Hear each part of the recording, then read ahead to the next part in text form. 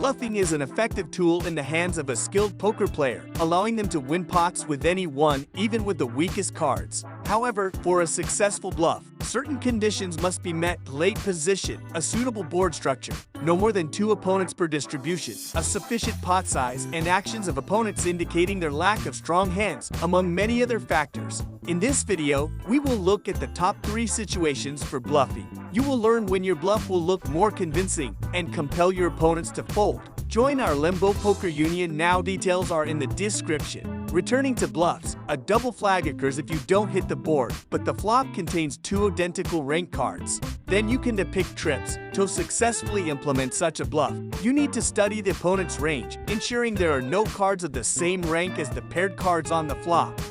Position is crucial on a paired board, and you should ideally act last. On the flop, opponents should be no more than 2, but 1 bright opponent is better. An example of such a bluff was demonstrated by the Scotsman Ludovic Gelik at the tournament in London. In position, he decides to steal the blinds with a garbage hand, 63 offsuit. However, opponents in the small and big blinds turn out to have quite strong hands, and they call the flop. 10 to 10 king opens from one opponent having a top pair, and the other has a gut shot. However, both check.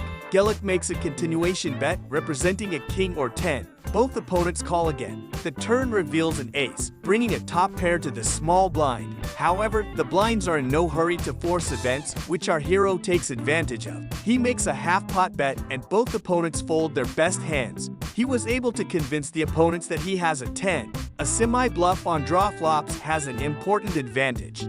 You have a chance to win the strongest combination if the opponent calls. It will be successful only if the opponent folds. If you are 1 card short of closing the strongest combination, it doesn't mean you must use a semi-bluff. You need to count the number of outs, study the opponent's statistics, and only then act. For example, a gut shot to the next street will turn into a straight in only 8.5% of cases. It's obvious that a bet with such a draw will aim to force your opponent to fold.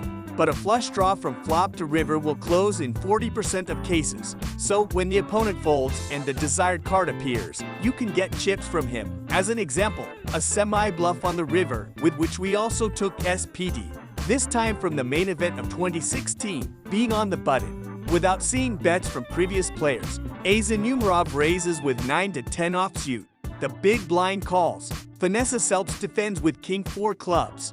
The flop comes out with 2 spades, cards that bring Azen a backdoor flush draw, similar to a gut shot, only collecting clubs. Vanessa and both players decide to check. On the turn, the ace of spades comes out, giving Umarov a flush draw. Actually, Azen puts on a show, depicting an ace or a flush. Vanessa check raises, apparently also hinting at the presence of a flush, and Kazakh calls. On the river, a blank card doesn't come out.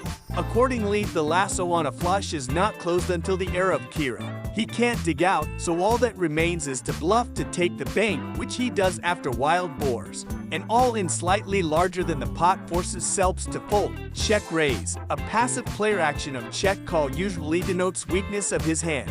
However, in some cases, it may indicate an attempt to hide a quite strong card. Slow play is a common technique in poker.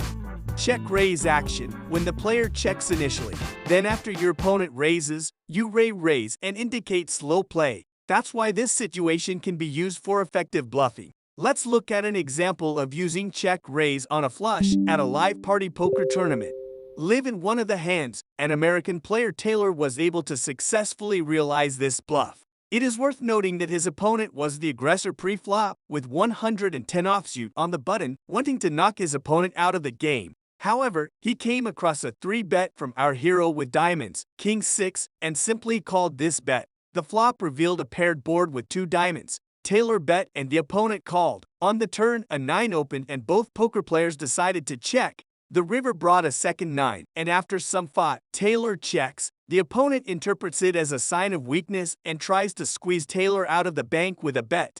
However, Taylor almost immediately goes all in. Similar action looks very strong, so the opponent folds. Bluffing will not only improve your poker income, but also provide moral satisfaction. After all, a competent bluff looks very graceful and indicative of a high style of play. These were the top 3 bluff situations. Try using them in your game, and the growth of your bankroll won't keep you waiting for long. Whether you're a novice looking to enhance your skills or a seasoned player seeking a dynamic poker environment, Limbo is the place to be. Immerse yourself in thrilling gameplay, compete in free rolls, and participate in cash tournaments that offer not just a challenging experience but also the chance to win enticing prizes. Don't miss out on the action. Join us today and elevate your poker journey. Subscribe, learn, and play with the best at Limbo, where the stakes are high and the excitement never stops. Links below.